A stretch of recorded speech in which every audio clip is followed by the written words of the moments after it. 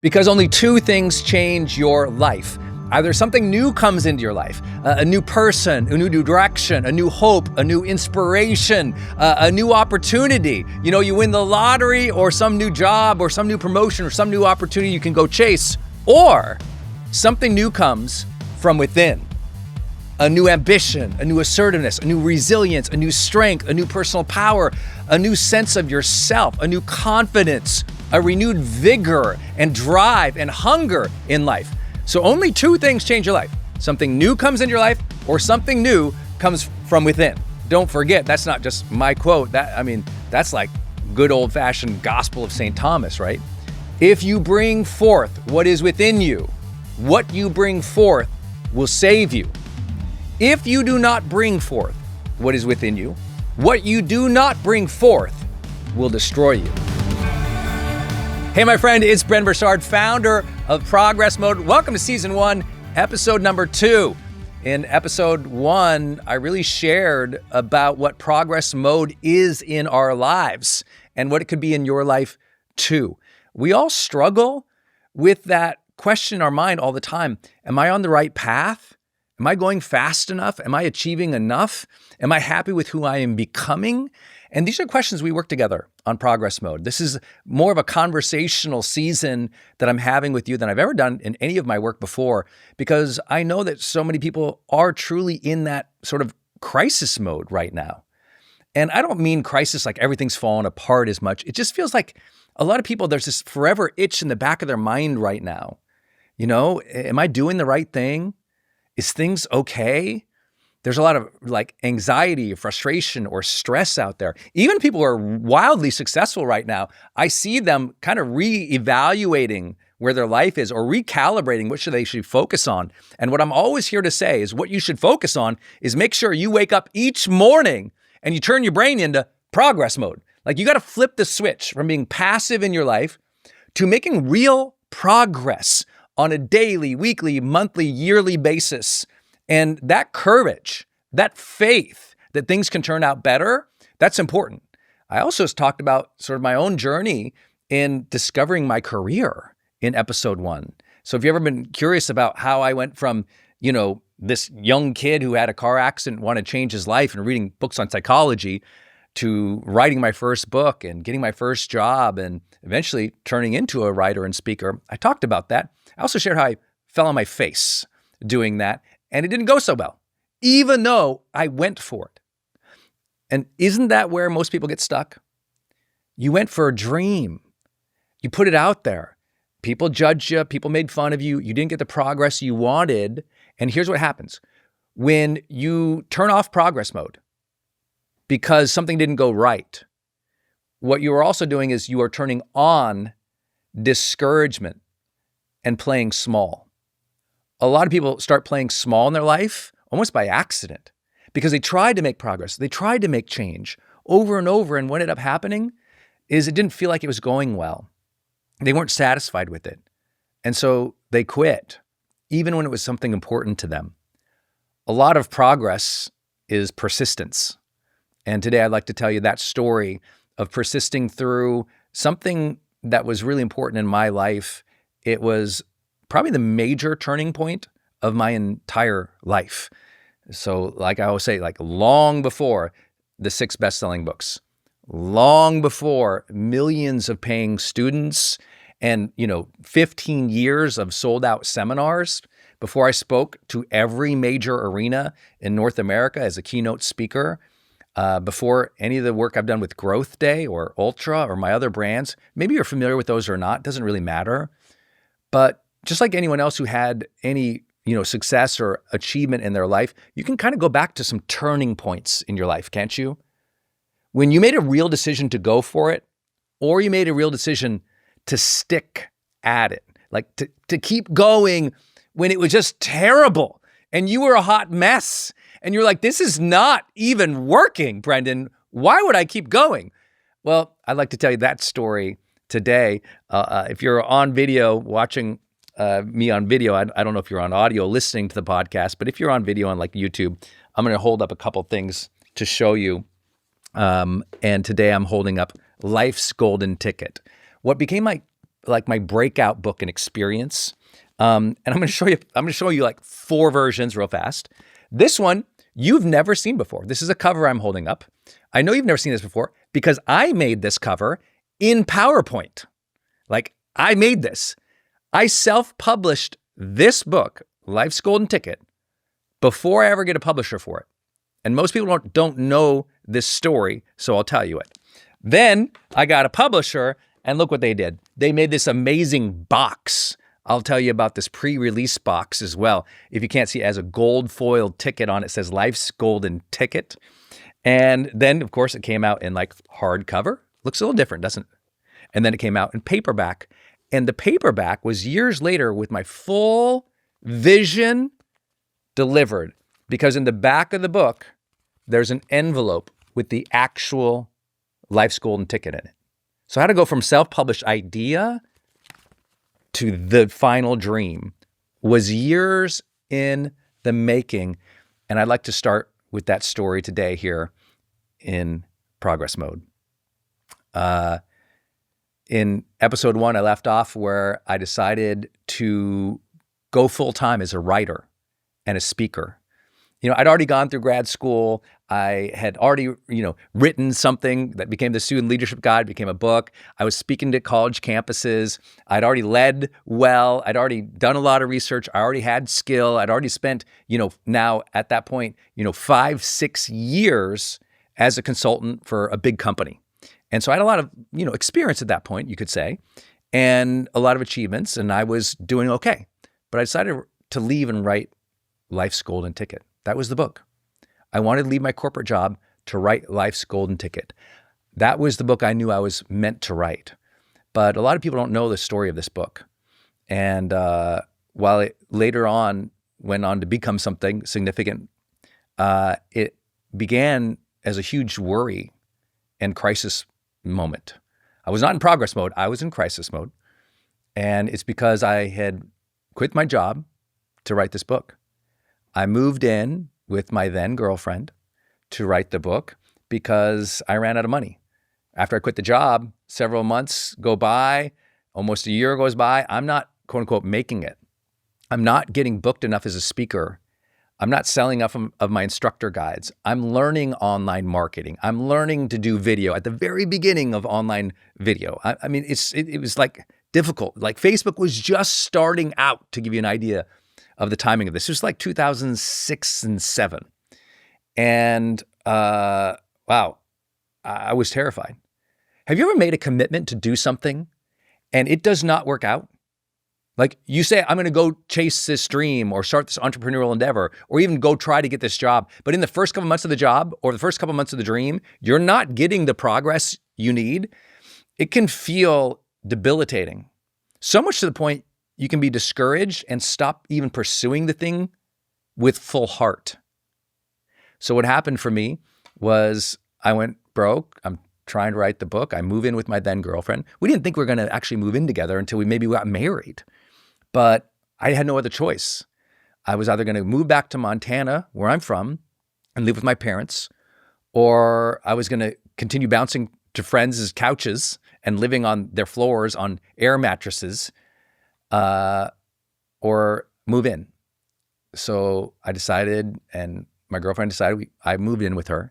I moved in with pretty much nothing, like 6 pairs of jeans, like 10 shirts, and maybe 14 boxes of books, because I've always been a dork. I've always been a reader. To all my readers out there, thank you. And to everyone who loves books as much as I do, you just never give those up. So I moved in with a bunch of boxes of books, and I would spend my day trying to write what became Life's Golden Ticket. But here's the thing. I was dealing with crushing stress and worry because the bills were mounting up. But I also, one part of progress is getting things done. Because some days I'd write a little bit. So I was moving towards it. But there's also that sense of progress where we want to become better. We want to feel like we are growing. We want to feel like we're becoming more, right? It's not just what do I want to achieve, it's who do I want to become. And in both areas, they were depressed, right? I wasn't achieving the thing I wanted to, and I wasn't becoming the guy I wanted to become. I wasn't really doing good as a writer yet. And I mean that, I don't mean successful writer. I mean, there was a lot of days I wouldn't write anything. Here I am living with a girl.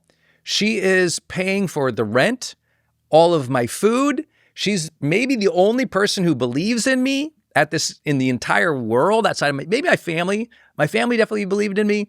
But even it was like, I don't know that people knew how hard that struggle was at that moment because, I had gone to school and done well. I had gotten a job and done well. I was out there speaking and already starting this entrepreneur thing. It looked like it was going well, but really the bills were just stacking up, and there were days stacking up where I did nothing. Have you had days where things stack up to nothing? Like you just can't get yourself turned around. You can't get yourself turned on.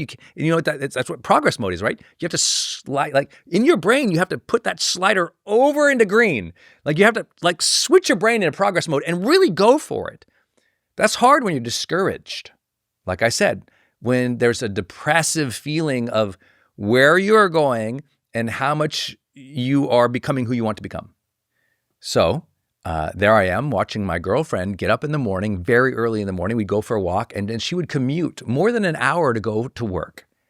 And all I had to do was get out of bed and pull out the laptop and friggin' write something. But a lot of days I just couldn't. So I'd fool myself. I'm like, well, it's not going well. I'm not feeling it, right? The feeling of motivation isn't there. The energy of enthusiasm isn't there. The excitement isn't there. And so I would go search for it externally. I would leave the apartment. I would go to the fancy cafes in San Francisco, California, where the famous writers apparently went and wrote. And I would get the green tea. I would get the croissant. I would watch everybody on their laptops working remotely or writing. And I would try to inspire myself. But instead, I'd sit there with the laptop open, looking at the blank screen, feeling like a fake, feeling, that sense that, this is not going to work out. I see the other people writing, they tapping. They're writing. And I'm sitting there staring into my bottom of my green tea going, oh God, I left a job to do this. At the time, I was trying to write Life School and take it as like a personal development psychology type of book. I was trying to tell the story of how I went from a depressed kid who had that car accident to later happy, leading on his campus, people asking me to write a book on leadership, writing a book on leadership, getting a big corporate job in leadership consulting, building leadership programs for multiple Fortune 500 companies. Like I was trying to be like, oh, I went from the sad, depressed kid to a success. I was trying to write a book like that, not about me, but about the things I had learned in self-improvement and spirituality that helped me become more motivated and happy. But now I'm chasing a new dream and I'm not as motivated and as happy. Maybe you've had seasons in your life like that. You're like, wait, I was on a roll and then it wasn't. And it really hits you hard, even though you should have all the confidence from those times you were on a roll. You just don't feel like it. You feel bummed out. So I'd sit there in the cafes feeling bummed out. I would walk all around, Fort Mason and all around the areas that were beautiful in San Francisco that I loved. And even the old neighborhoods I lived that were not that safe and good. And I just thought, I got to get this thing done.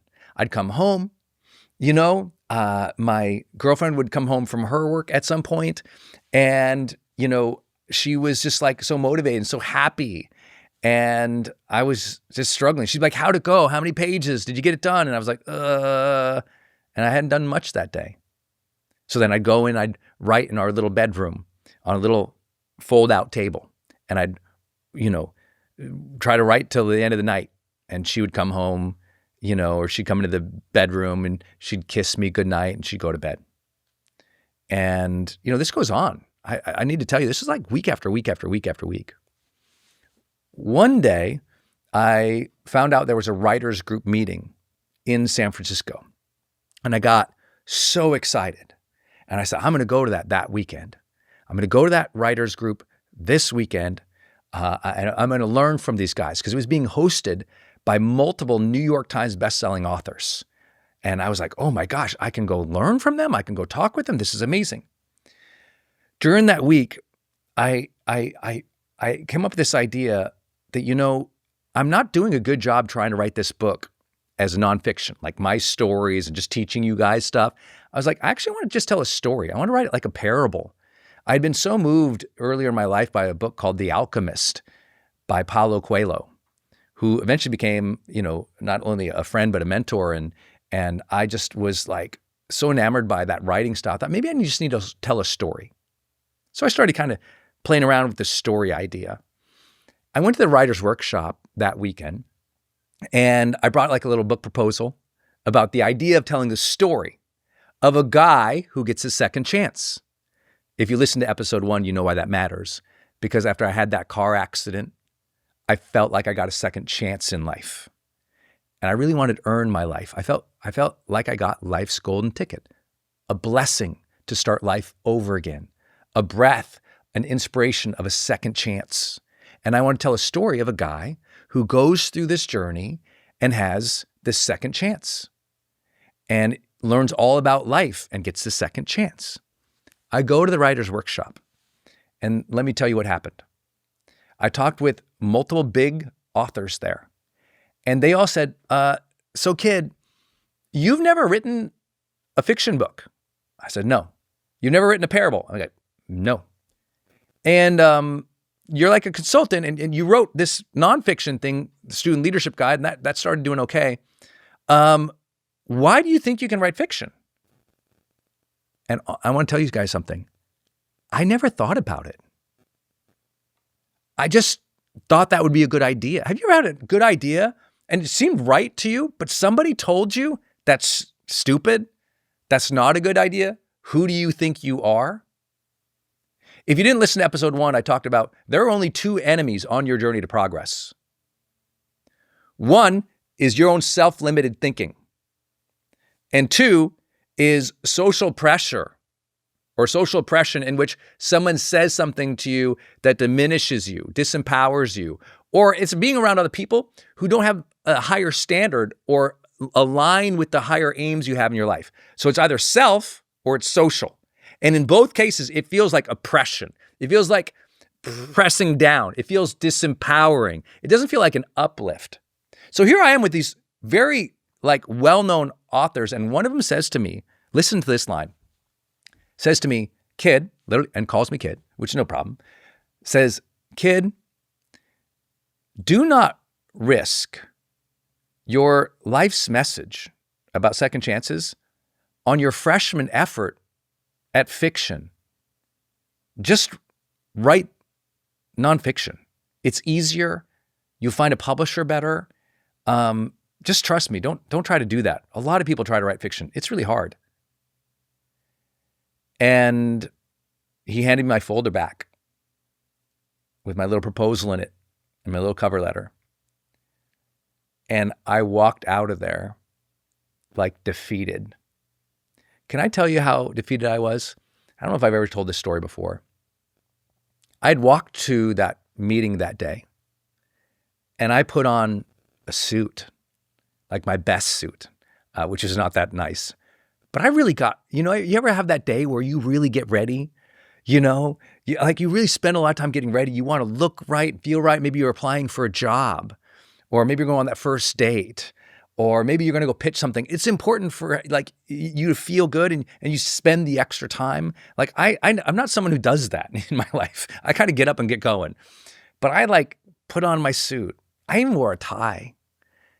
And can I tell you, when I went in the writer's workshop, it was a little throwing up because everyone was super hippied out. It was San Francisco, by the way, at that time. And there were writers. I mean, writers in San Francisco, notoriously don't smell so good. You know what I'm telling you? It's we're hard. They were hard working. They got a lot of caffeine going. They got a lot of nicotine going. It's been hours working late. It's a traditional, what you would think of writers. And I say that in an admirational way. I wanted to be that, and they kind of looked at me why are you dressed like that? And they thought it was weird I brought a proposal. And I left embarrassed. And you know, the truth of it is, most people don't fear starting their dream, like doing the work. That's not why you're scared to start something new. Most people are scared to start something new and really go for it because they worry about the rejection. They're not scared to start. They're embarrassed to be seen starting small. And I left embarrassed. I was like, what was I even thinking? Who am I to write a fiction book? I'm not Paulo Coelho. I don't know how to write a book. I was devastated. I walked home. I was like 3-mile walk. And I remember feeling so sad and so embarrassed walking the streets of San Francisco in a suit that didn't quite fit, in shoes that didn't quite fit, heading home to an apartment that I couldn't even help contribute any money to. And of course, I know you're thinking, and of course I was thinking, I'm like, and I'm writing a book about second chances and succeeding. You know, I felt like I had that arc. I had my second chance from my car accident, and I had this arc, you know, grad school, wrote a book, got a job, was speaking on the side. It felt like this, but then I left the job and I didn't know how to get more speeches. I didn't know how to run a business. I didn't know how to be an entrepreneur. I didn't know how to get the message out. And so there was this in-between time. Do you know when progress mode matters the most? Like to force yourself, to summon yourself, to turn yourself on in terms of progress mode. Did you know the most important time that matters is in between? People think it's, I got to motivate myself for the start. I'm like, it's not even for the first arc up. It's when the first arc up happens and then it declines a little bit. To stay in progress mode through the struggle, that's life's calling for you. That's where the juice is going to come from. That's where the conviction, the fire, the courage, the breakthroughs, the turning points are going to come from, is when the dip is happening and you still stay in belief. You still stay in faith. You still stay in motion. You stay in progress mode, making progress every day, even if it's small, even if it's not as fast as you want, even if it's not a big magnitude or a big delta of change. You're still in it, and you're still in it committed. Well, I had to give myself that pep talk on the way home that day, sad and embarrassed. I went home and I decided they were right. Who am I to write fiction? So weeks go by where I am struggling each day to write anything that is nonfiction, meaning it's not a story. It's like more like teaching points. Weeks. I'm trying to write teaching points. And it's awful. It's just not happening. So I keep going outside the apartment, trying to meet with people, going to writer conference over here. Nothing is coming together. Now, the bills are really stacking up. And one night when my girlfriend comes in at the end of the night into the bedroom, and I got my little table, I've got on the bed all of those bills, all of my vision board, all of those notes from the conferences, all of those proposals, everything I've got going on. And it's just dire at that point. You know, I know you've had bills stack up before. Most people have had it.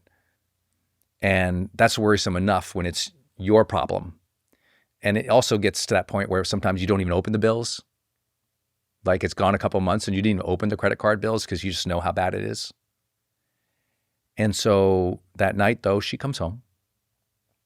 We have a nice conversation at dinner. I go into the bedroom. I'm writing. She comes in. Actually, I should be honest. I'm pretending to write.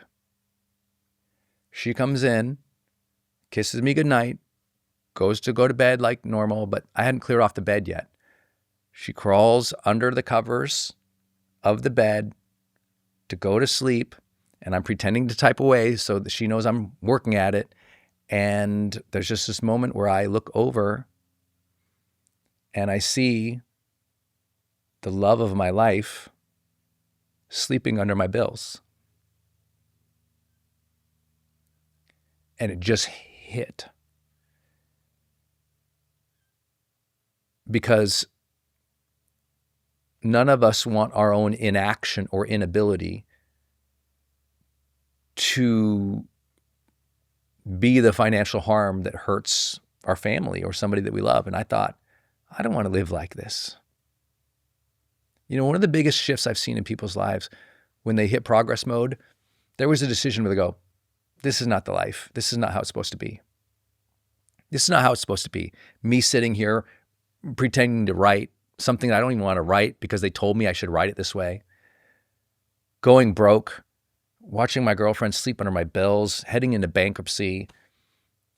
This is not what I signed up for. This is not the dream. This is not how it's supposed to be. And at that turning point, you have two choices. You fall into the depths of despair, or you switch on progress mode and you say, I'm going to get through this. I'm going to change. I'm going to go in this direction. I'm going to go full-hearted. I'm going to shift it. I'm going to change it. I'm going to make it happen because I'm not going to allow that to happen. Because sometimes we make change out of desperation, or we make change out of a higher demand, or we make change because we believe in something. We make change because we have to sometimes. And in those moments, I want you to choose have to. I want you to choose like do the thing. Like get over yourself. Don't tell yourself a pity party and stay there. I'd already been in pity party for weeks and months. That's why the book wasn't done. I didn't feel it. It wasn't fair. How come this isn't turning out? No. At some point you go, no, I'm going to switch into green progress mode here and I'm going to go for it. And I felt the click that night. First, I felt when she was sleeping on the things, I felt like a crash in my heart. It was like, it's like, this is not supposed to be like this. Why? And yes, I felt terrible. But I also felt a little bit of edge and anger and angst about it. Like, this is not, no, this is not how, write the book, Brendon. Fresh page, got rid of that other concept, write nonfiction, because who are you to write a fiction book? I said, I'm going to write it in fiction. I'm going to turn around. And I started writing what I wanted to write. Life's Golden Ticket as a parable, a story of a man who goes on an adventure through his past to find what really happened to him and find what happened in his relationship, to see what happened in his life and why it turned out that way and to make a change. And I decided that's what I'm going to do. So I started writing. That night, I just fresh started writing with that invigoration to make sure I live what I promised myself to live and to tell that through the story of this character so he could go through that same big awareness journey, so he could accept himself and do what he wanted to do, so he could take accountability for his life, so he could take action. And I said, that's what it's going to be. And I just started writing and I started writing and I started writing. I started writing. I started writing. And I just like fired up, wrote through the night. Next day, wrote through the day, wrote through the night, wrote through the day, wrote through the night, wrote through the day, wrote through the night. 18 days later, stepped away from that little table, shocked by the ending of Life's Golden Ticket. For those who read it, I didn't know the book was going to end that way. I actually didn't know. I remember typing, faithfully watching it like a movie, because it's a story. I'm watching Life's Golden Ticket as I'm typing it in my mind, and something happens at the end. I didn't know that was the end of the book. It was just leading, and all of a sudden this character went here and there. Oh, wait, can that do that? Can this happen? Wait. And I stood up. I walked around the little desk and was like, can that even happen? Can that be the end of the book? I didn't even know. It was late at night. I mean, late, mid-morning, 2, 3 in the morning. I went outside for a long walk and I had to think about the plot. I was like, can that even happen? Then of course, a little part of me thought, am I good enough a writer to make that happen? I don't know. But the book was done and I had it and I believed in it. And I thought, all right, you're going to do this thing. You're going to do this thing. And then began one of the hardest journeys of my life. And I think you might relate with it because sometimes you believe in something and you get it done. You actually went into progress mode and you actually got it done. But there's a difference between finishing something and shipping it. right? A lot of people create something, but they never ship it. They never promote it. They never see it through. I know this because I've had lots of writings, lots of posts, lots of videos, lots of things I've done in my life where I didn't ship it. I was proud of it, but I didn't follow through. Progress mode follows through. What dream do you have? What have you already created and done, but you haven't given it enough light into the world? Be honest. For me, I had the dream. And so what did I do? I said, well, how do you get a book published? I didn't know. I'd gone to a couple of writers' conferences. I knew to make like a proposal. And so I'm like, okay, life's golden ticket. I'm going to play on that because the character in the book at the end literally gets a ticket, a physical ticket, and it reveals life's secret on the ticket. And so I said, okay, I'm going to play with that. And it's life's golden ticket. And it takes place, I know this is going to sound bizarre, stick with me. The parable takes place as this character, he's had a tough life. A relationship of his suddenly ends, and the woman who he was in love with, she disappears. And she is noted to have like disappeared near this abandoned amusement park in the mountains. And so he goes on the search to find out what happened to her. And when he goes to the abandoned amusement park, a series of mysteries and miracles happen to him that reveal not only what happened to her, but why his life had turned out the way it did. And towards the end, a character hands him the secret of the story, life's golden ticket. Because it took place in this amusement park and the ticket is so central to it, I decided, okay, I'm gonna pitch this book to all these publishers. But listen how dorky I am. Do you ever have a dream and you don't know how to pitch it? You know, or you get super creative about it. I got too creative about it. I'll give you an example. Because the golden, theme of this thing and the ticket thing of it, you're supposed to send this proposal to these book agents or these book editors, and hopefully they get you a publisher, and then your book gets put out into the world. And self-publishing was very rare back then. And so I, send the manuscript out with the cover letter, with the proposal. But what I do is I put it in this box. I spent all my money in getting these little specialty boxes, and I put it in there. Oh, I'm so cute, little Brendon. I put it in there with like this gold foil paper and like gold foil confetti. I put like a golden ribbon around it. I put it in this box and I wrap it like in Christmas gold wrap to mail to these people. And I send it out, 100 some agents and editors, over 100 of them. The big name ones. I'd gotten off this book. There used to be a big book, like a telephone book, where you found out where to mail or email these agents and publishers. So I sent out like 100 of them. Like all of my last money spent on these boxes and these printouts. And I was constantly going down to, FedEx, Kinko's to mail these things out. And of course, it's urgent. I got to mail them out fast. I got to get them right there because you have a dream and you want to get it out. Days and weeks go by, nothing. Dead silence. I know people received them because I mailed it to the FedEx. They had to sign for it. Nothing. Weeks. And I'm just sitting there, continuing to edit, look back through the book. I'm trying to, build my website. I'm learning about online marketing. I'm learning how to do videos. I'm teaching myself like how to do a video on the internet, which doesn't sound like a big deal. But again, we're in the 2005-06 era I'm speaking about. So, getting a video up and getting it to play independently was hard, actually. And so I went downtown, I remember, in San Francisco, and I got a little flip video camera.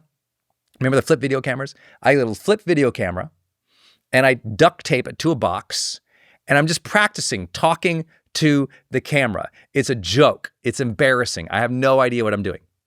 And sometimes, Denise, my girlfriend, she's coming home and she's looking at this goofy, videos. She's like, what are you doing?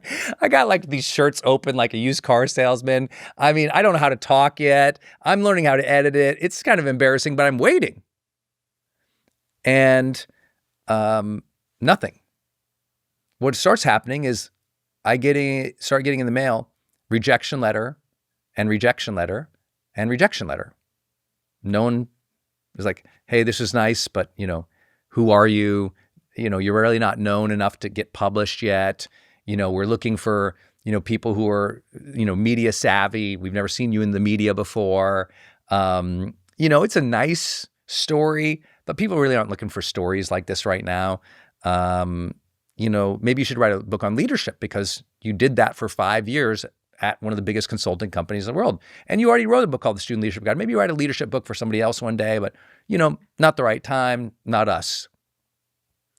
Over and over and over. It became very clear I was not going to get published. And so I had to question, do I go back and get my job? I'm running out of money. The stream is not taking off. This website's taking longer than I thought. I'm getting booked and people love my speeches, but I'm like giving 4 or 5, a year at this point. Like, am I ever going to break through? And then that's when your decision is. Remember, there's 2 things. I really want you to write this down. If you can just give yourself this gift.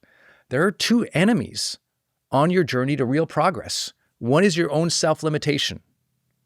The thoughts that you have where you zoom in on you not being enough, you being a catastrophe, you being a hot mess, you messing things up, you never breaking through, something's wrong with you, you're not good enough, you don't measure up, you're not like them, you don't have what you need. That's a self-limitation.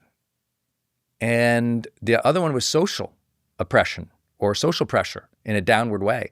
And it was like, now I've got evidence. I have evidence. All these people saying, I'm crazy, I'm not good, this book is not going to resonate, it's not for us. The professionals are all saying, this book's not going to work. All the professionals are saying it. And I go, all right. I don't know if I believe in myself. These people are saying no. What am I going to do? Am I going to go in backwards mode or into progress mode? I said, what is the dream? The dream is the book is out there. The dream is the book is out there. People are finding it. They're falling in love with the story. They want me to come and speak to them about this inspirational message. I can share the real story of the car accident. I can share my real expertise of all of the research and the writing I'd done on leadership development at that point. I can share the story of inspiration about this character in the book. What do I need for that? What do I need for that? First principles. What is the dream? What is real progress? What's the first thing that has to ship for the real dream to happen? A book. That was it. My brain's like, I just got to get the book done. All right. So I'm holding up for you in this video that book, the first ever edition of Life's Golden Ticket. There was like 100 of these ever. I printed them out. And this was the one that maxed out the last of the 5 credit cards. You've ever been there on your dream. This is the one. I designed it myself. I actually paid a team to make a little ticket and take a picture of it. And I designed this whole thing right here. And this was the story that I wrote. And I designed the interior. I designed the whole thing. I found somebody to print it, and I printed it out. And then I mailed it to a bunch of those editors and agents. Didn't hear anything back. I took maybe the last 5 of these to a writer's conference. And I was telling the story at this writer's conference about this book and about how I'd just self-published it.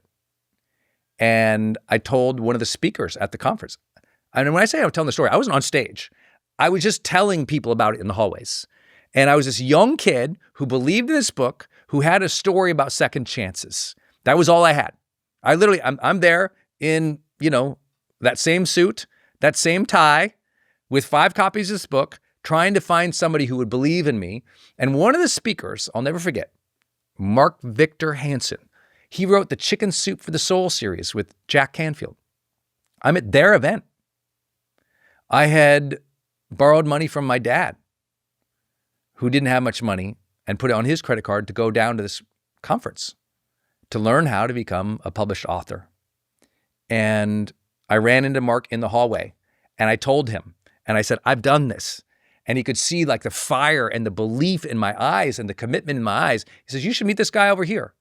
He introduced me to an agent, and this agent named Scott, and I started talking. And Scott just liked my energy. I just think he could see the enthusiasm that I had for other people, that they have second chances too. He didn't know if I could write or anything. I gave it to him.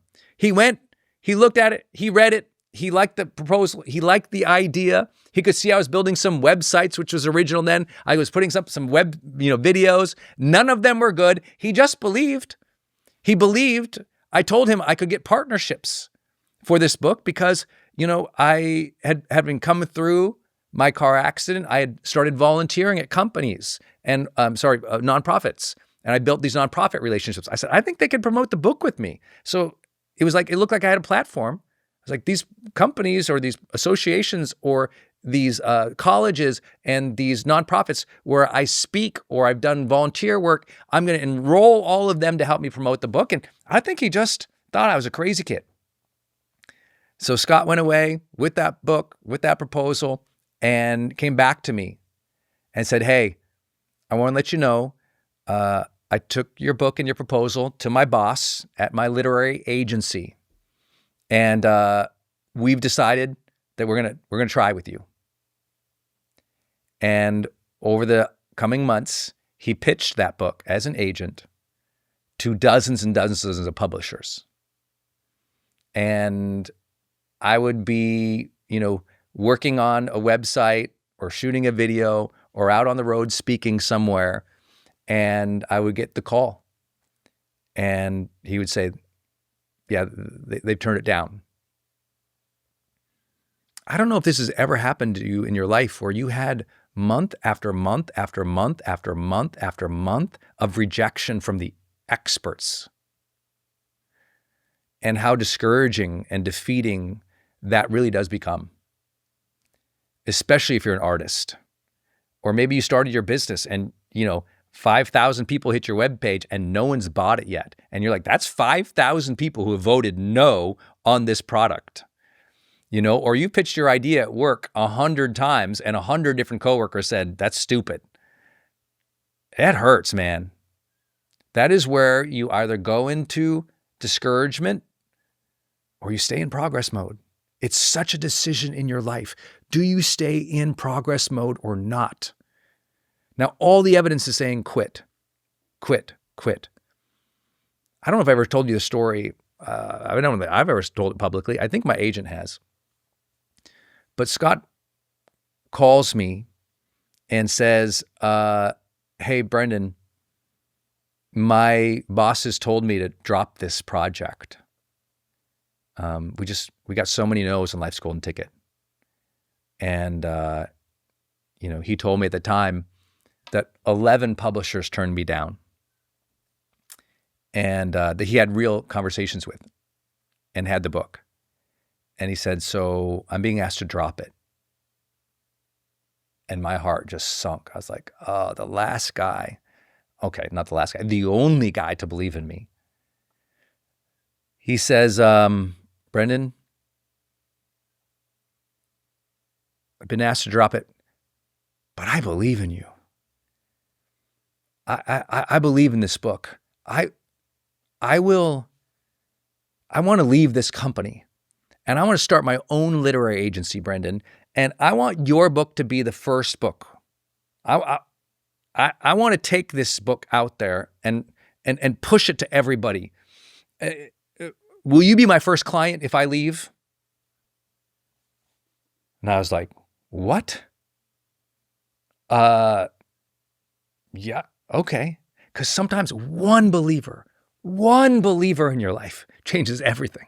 One person. He goes, I'm going to start this literary agency. I need you to be my first client. Can I take this book? I said, yeah.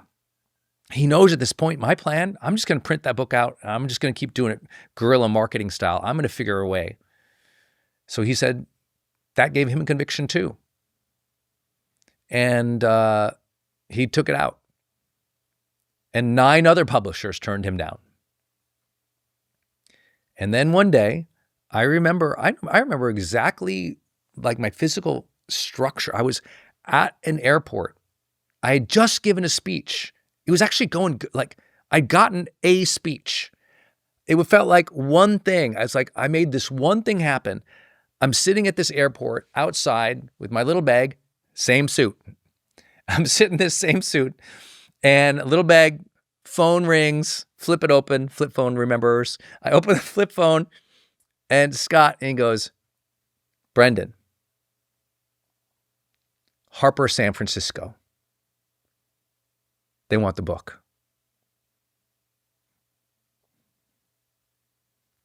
It was like, whoa. Okay. And I don't think we said anything, anything. Some time went by on the phone. We were both emotional. And I think at some point I was like, will they pay for it? Is there any money? Is there any chance of this thing? He says, yeah, there's a contract and we're going to do this. And they really believed in the book. One guy at the publisher.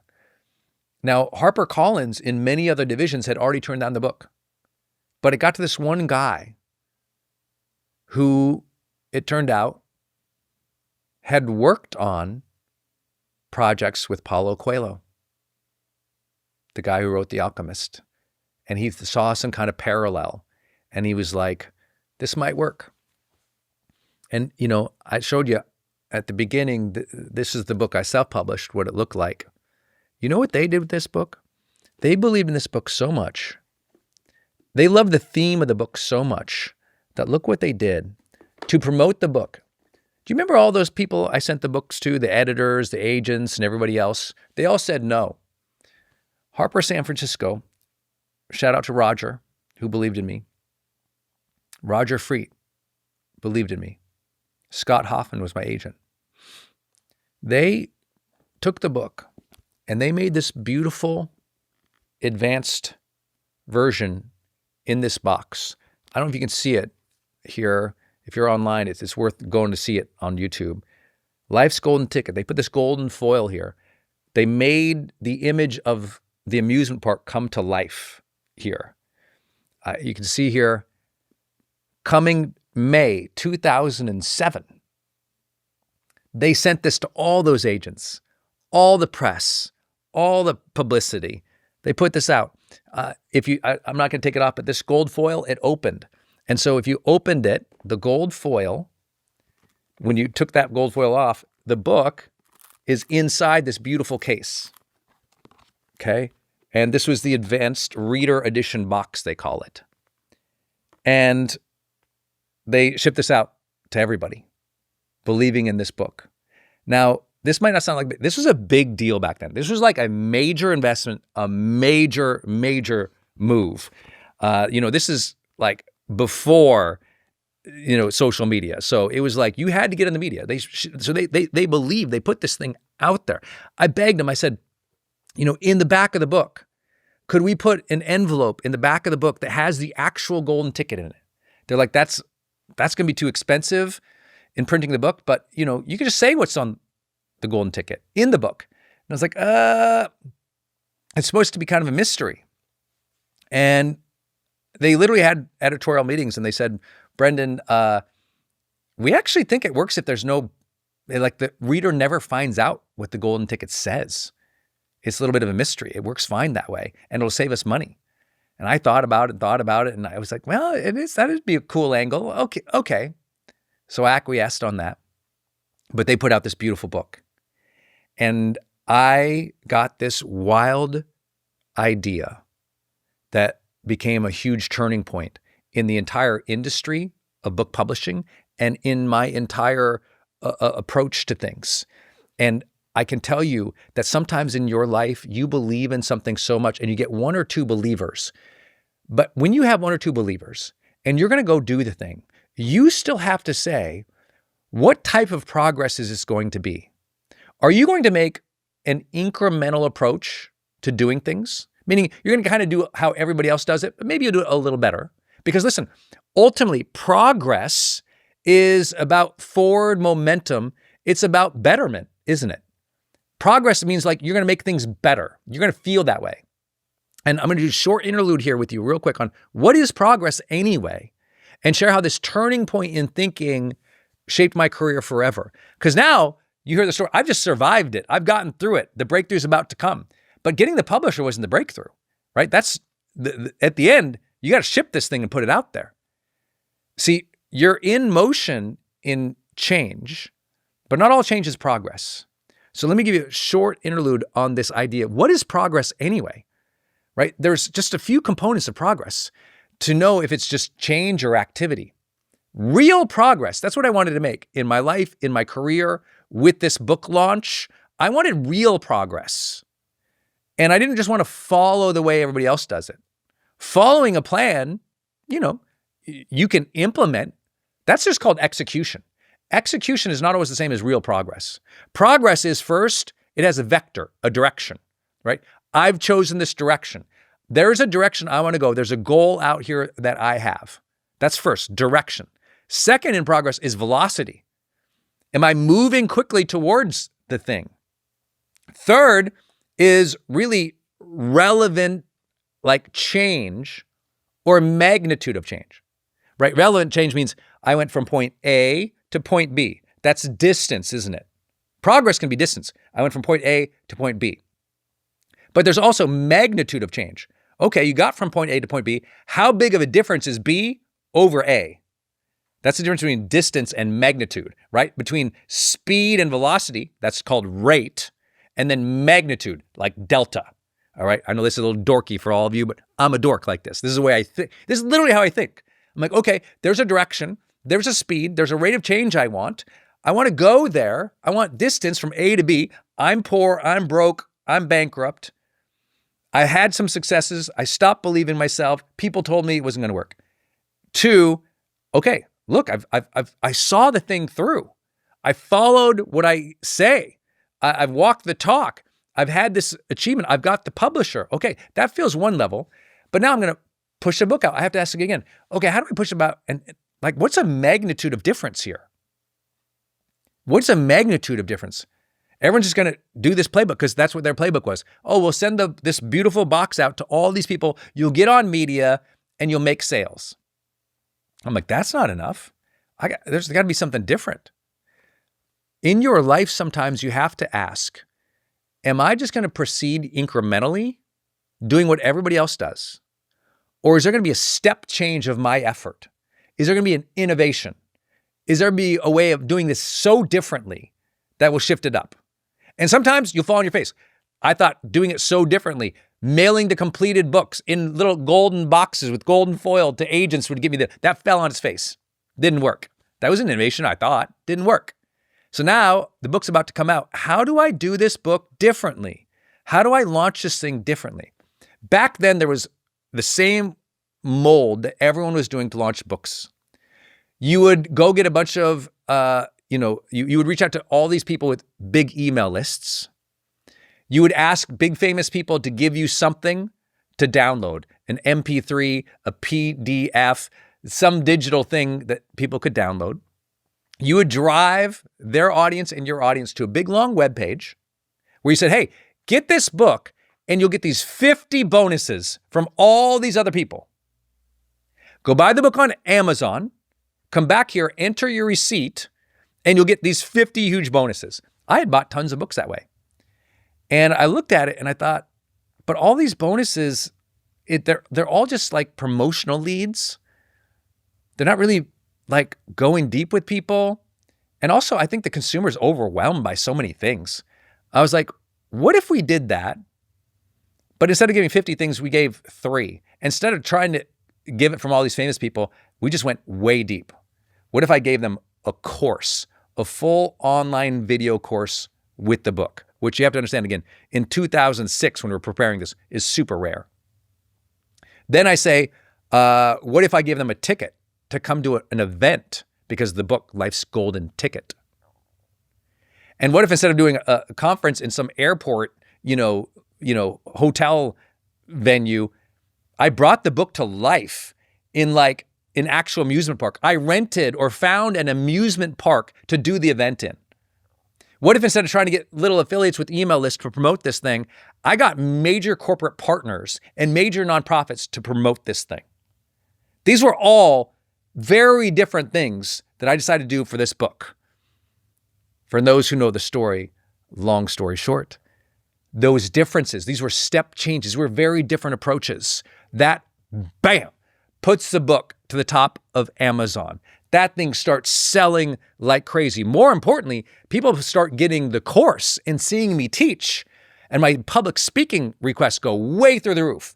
People start claiming that ticket to come to the live event, and I can start planning the live event to bring this vision to life in front of people, to like do the story as like a play in an amusement park. Like this is a version of a play like Cirque du Soleil for personal development.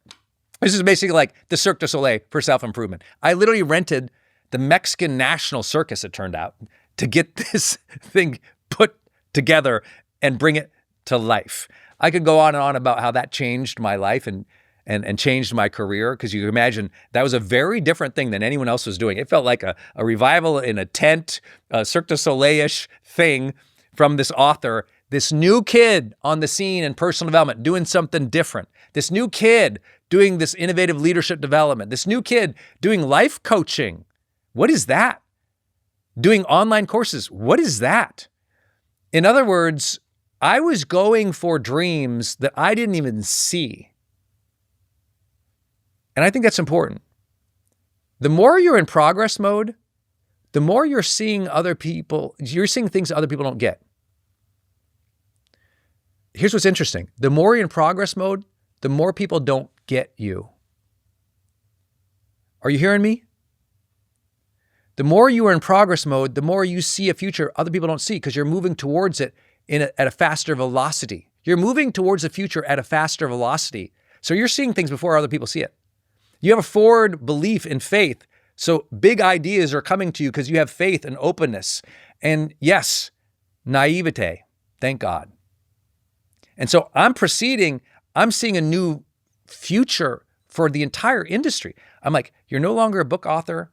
You're no longer a speaker. You're a coach. You're doing online video. You're selling courses. You're selling memberships. You're bringing people to innovative events, not just hotel, conference rooms that are cheap near airports. We're going to zhuzh this thing up. We're going to go to another level here. This was like, it might be something you're like, yeah, of course, Brendon. You understand, this is 20 years ago I started this. This was crazy innovative. Everyone thought, who's this crazy kid? Even the speakers I asked to come and speak there, they literally came for free because they just wanted to see it. They're like, you got a circus tent? I'm like, I have a circus tent. They're like, how did you get a circus tent? I'm like, I got these partners and sponsors. Like, how did you get partners and sponsors for a circus tent? They couldn't even believe the story. So they came and spoke for free. These were huge names coming to speak for free because they believed in what I was doing. Sometimes when you're in progress mode, people will not see what you see. They will not believe what you believe. You might only have one or two believers, period. You might have the entire establishment telling you you are crazy. And at that point, do the two enemies win? Or does progress mode win? Does your own doubts that might even be proven, do the haters and the people who disbelieve and the experts who might be right, when your brain says this could not be good and other people tell you it's not good, but you believe, will you persist? Will you stay in progress mode, or will you go into scared mode, quit mode, backpedaling mode, half-hearted mode?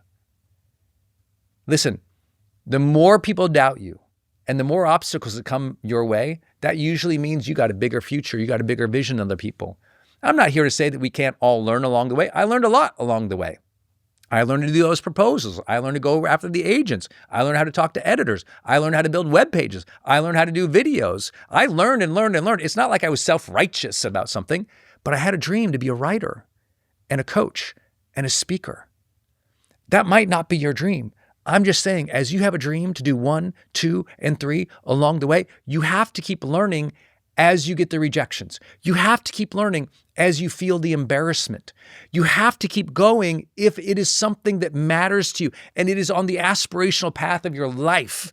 This was on the aspirational path of my life. And this change, this thing that came out, eventually, Life's Golden Ticket does pretty good.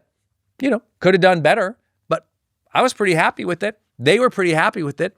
It ended up leading to my next book contract, which I'll tell you about later, that was for multiple millions of dollars.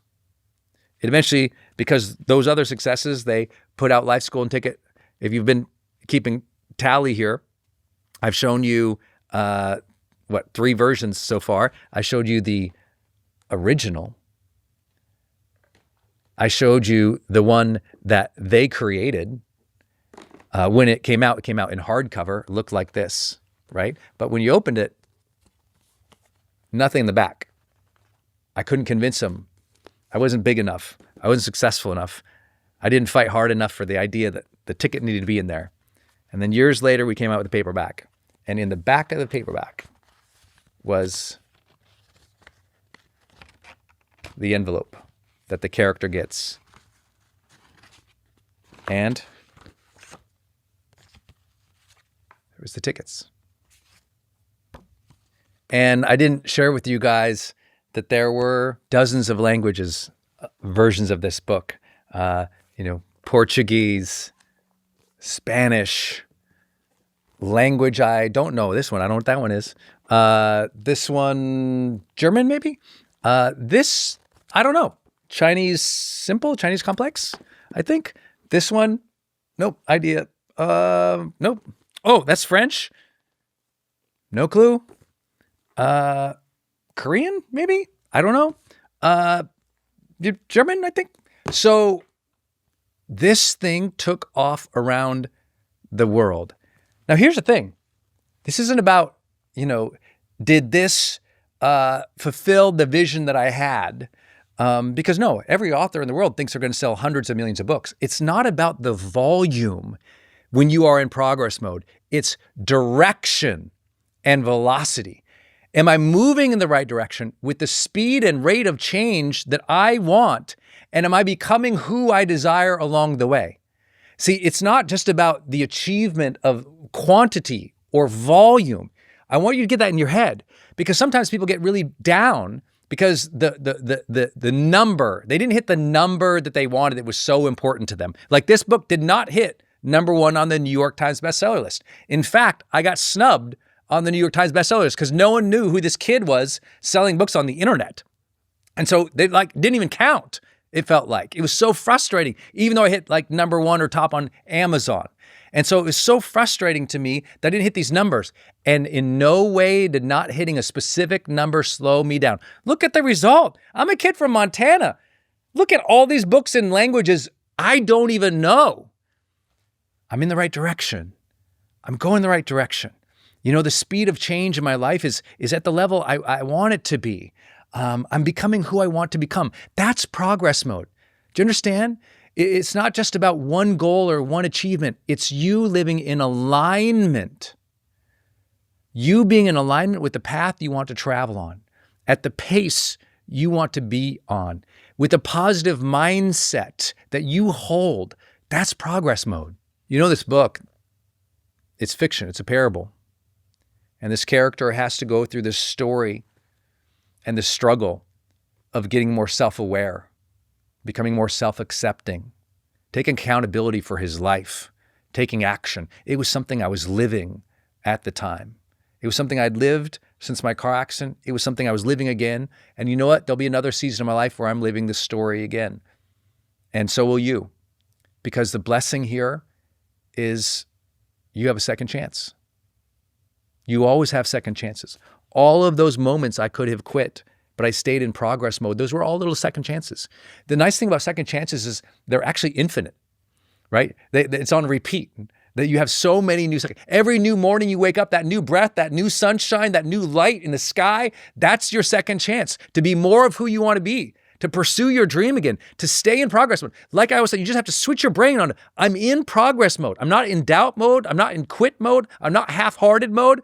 I'm full-hearted still. I'm in progress. I'm going to go in the right direction at a new speed and make a real change over and over and over. It doesn't mean that you can't be consistent on other things. It doesn't mean you're not always incrementally improving your learning and your excellence, but sometimes you're really going for it. You're trying new ideas. You're going for dreams that people can't see and they think you're crazy for it. Stay in progress mode. You got a second chance. You got a new blessing. Do not forget that ever. I'm here to tell you, don't forget that ever. Because sometimes along the way, guess what? The new things that you wanted aren't coming. For me, all the publishers weren't saying, yes, Brendon. All my friends weren't saying this is a good idea. The writers I met, they weren't saying it was good. Nothing new was coming into my life. What was new coming into my life felt like more failure and failure and failure. So like I said at the very beginning, either something new comes into your life or something new comes from within. You summon a different belief. You summon a different choice. You summon a different direction. And that makes all the difference in the world, that you kept believing. You stayed in progress mode when you had all the reasons not to. I believe in you. I believe in you. Summon that dream. Keep going after it, even if they don't see it. There's one guy out here who sees it, who believes in you, who knows that story, who's cheering you on. That's why you're listening to Progress Mode. That's why I want to tell you these stories and help you in these decision points in your life. There's something beautiful and huge and important in your future. Do not give up on your dream. If you've enjoyed this one, go to progressmode.com. Get my newsletter. I'm sending encouragement out every single week through progressmode.com. I'd love for you to get on the newsletter and make sure you join me for the next episode. In the next episode of Progress Mode, I want to tell you what happened with me and my girlfriend, the girl who believed in me before the book came out. I want to tell you about the big struggle of what to do next. When you've achieved one goal, how do you know what the next thing is? How do you find clarity of what you really want to do in your life? Even if things are going well, even if you're in progress, what's the next stage for you? I want to share with you a story of starting to try to build something that no one really saw coming. And a lot of people judge me for being too young or too inexperienced to do at that stage of my life. I want to tell you about falling in love and getting married and moving. I want to tell you about some of the stories that maybe it's really probably the reason you might know me, because of my courses or my promotions, my marketing, my social media, my work in personal development all these last 20 years. But there's one critical turn you probably have never heard about. That'll be in episode 3. I want to thank you again for listening to Progress Mode. Maybe somebody needed this episode. Please share it with them, and let's keep the world in progress. Make sure you wake up tomorrow believing in yourself again. Listen to the next episode. Stay in faith. Keep in forward motion in your life. When you wake up each day, it should be like a celebration, a shout out. There's a second chance. The sun came up. It's a new day to grow. Stay in progress mode, baby.